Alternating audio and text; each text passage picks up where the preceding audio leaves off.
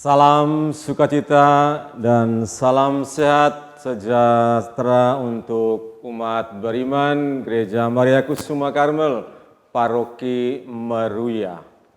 Kini kita jumpa perdana dalam bilik Bincang Iman Katolik. Dalam jumpa ini kita akan mengawali dengan merenungkan tema tahun refleksi 2021 Keuskupan Agung Jakarta. Kita telah mengawali minggu lalu dengan ritus yang istimewa mengajak kita untuk masuk di dalam sebuah refleksi. Tentu kita akan bertanya, mengapa Keuskupan Agung Jakarta memberikan tahun ini tahun refleksi? Dalam pedoman tahun refleksi 2021 dalam pengantar peziarah hidup Keuskupan Agung Jakarta selama 214 tahun telah melewati banyak masa-masa yang luar biasa. Pada usia 213, KAJ mengalami sebuah masa yang luar biasa dan tidak terduga sama sekali, yaitu pengalaman menjalani masa pandemi virus Corona 19 yang amat cukup berat. Saudara umat beriman yang terkasih, Keuskupan Agung Jakarta sungguh luar biasa memberikan arah dasar, mengajak umat beriman untuk masuk di dalam sebuah tahun yang benar-benar sungguh membawa kita ke dalam sebuah permenungan.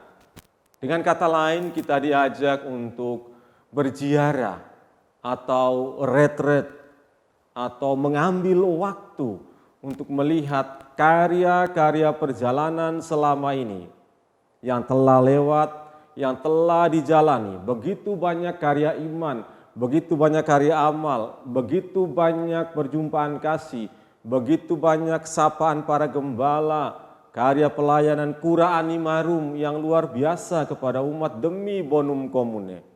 Maka tahun ini kita bersama Keuskupan Agung Jakarta dengan moto atau tagline yang luar biasa bagus sekali. Makin mengasihi, makin terlibat, dan makin menjadi berkat. Nah, mengapa kita diajak untuk merenungkan tema ini? Tahun refleksi Keuskupan Agung Jakarta adalah tahun untuk menengok kembali perjalanan hidup kita selama ini. Itulah sebabnya dalam logo diusung adalah logo Keuskupan Agung Jakarta. Sebuah lingkaran dikemas dalam bentuk anak panah membingkai logo itu. Bingkai anak panah bertuliskan semakin mengasihi, semakin terlibat, semakin menjadi berkat, melingkar di logo KAJ. Menarik. Kalau kita perhatikan logo ini bukan sekedar dipampang, tetapi kita diajak dengan mengikut panah. Panah itu mengarah kepada tulisan gembala baik dan murah hati. Itu berarti apa? Kita merefleksikan dengan hati. Dalam refleksi itu bukan hanya sekedar terbatas pada otak, tetapi harus turun sehingga bisa menemukan buah-buah. Maka dasar kita pertama mengasihi itu harus lahir dari hati. Hati yang tulus. Hati yang benar-benar mewujudkan benar-benar kasih sejati seperti Kristus. Di mana Kristus dalam karya pewartaannya selalu tergerak oleh belas kasih. Tergerak dari hatinya. Sehingga dengan dasar kasih ini mau tidak mau orang terjun untuk terlibat. Nah, situasi saat ini mengajak kita untuk benar-benar memberikan prioritas khusus di dalam memperhatikan orang lain, terlibat untuk orang-orang yang sangat membutuhkan, kecil, lemah, miskin, tertindas, dan disabilitas. Itu penting sekali. Maka ketika orang merasa seperti ini, di dalam Keuskupan Agung Jakarta tahun lalu dengan celengan Yesus Tunawisma, itu juga membuat kita tergerak, terlibat, dan itu luar biasa. Gereja Maria Kusuma Karmel termasuk dalam urutan yang sangat-sangat luar biasa, berarti bukan soal banyak, tetapi bagaimana tergerak memberi hati. Nah, memberi hati itu harus turun, menyentuh. Nah, ketika kita turun menyentuh, kita turun menyapa, kita turun terlibat, maka disitulah kita hadir menjadi berkat untuk yang lain. Maka lingkaran anak panah atau gembala baik yang murah hati itu menyiratkan bahwa kita akan melihat ke dalam, berefleksi dan konsolidasi diri, mencermati kembali apakah yang kita lakukan selama ini sudah sesuai dengan moto KAJ atau belum. Nah, itu penting sekali. Karena gembala baik murah hati itu tidak pernah berkata tidak, terus berjalan, terus bergerak. Maka mari umat Tuhan yang terkasih, dengan ungkapan semakin mengasihi, semakin terlibat dan semakin menjadi berkat ini merupakan ajakan kepada kita semua untuk semakin mengasihi Gereja Keuskupan Agung Jakarta yang kita wujudkan dalam paroki ini, dalam keluarga, dalam masyarakat, dalam sesama. Itu tanda bahwa kita juga ingin tergerak, turun. Berarti kita menyuarakan suara Gereja KAJ. Dan yang terpenting adalah kita di akar rumput. Nah, ini ingin mewujudkan cinta itu dengan ikut semakin aktif. Aktif dalam apa? Bukan hanya aktif di dalam hal-hal yang nyata, tetapi juga dalam doa itu harus aktif. Ini penting. Doa menjadi utama, karena doa itu kekuatan. Nah, kalau doa itu kuat, maka orang tergerak juga sebelum kita melaksanakan. Dengan doa itu tanda kasih. Nah, dari doa itu kita akan wujud nyatakan, terlibat, turun, melihat mereka yang sangat membutuhkan. Nah, disitulah orang lain sukacita, berarti kita berefleksi, oh iya ternyata kehadiran saya membuat orang lain tersenyum.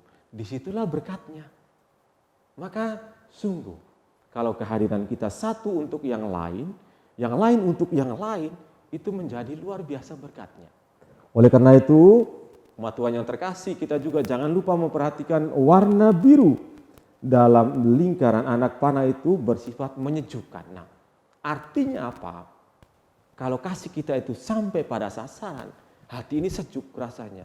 Bukan hati kita saja, yang menerima juga merasakan sejuk. Nah, simbol warna biru itu, disitulah membuat kita merasa antara saling memberi dan menerima ada suatu respon. Ketika mereka tersenyum, kita pun tersenyum. Ketika mereka tertawa, kita pun tertawa.